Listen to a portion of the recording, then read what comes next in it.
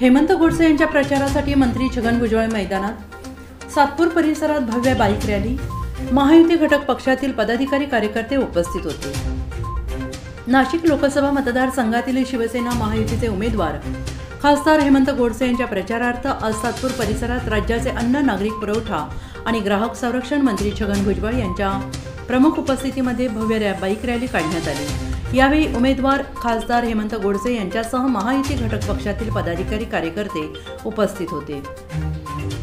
शिवसेना महायुतीचे उमेदवार खासदार हेमंत गोडसे यांच्या प्रचारार्थ काढण्यात आलेल्या रॅलीला सातपूर पोलीस स्टेशन परिसरातून सुरुवात करण्यात आली आहे। या रॅलीचा शुभारंभ मंत्री छगन भुजबळ यांच्या हस्ते करण्यात आला। सदर रॅली सातपूर पोलीस स्टेशन येथून सातपूर वसाहत परिसरात काढण्यात आली। या रॅलीला नागरिकांचा उत्स्फूर्त प्रतिसाद होता।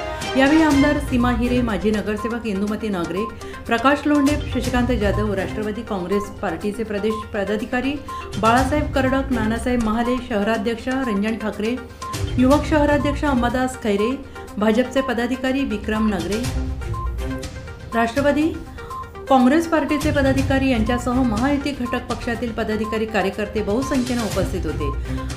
वृत्त संकलन विभाग, आपला महाराष्ट्र नाशिक।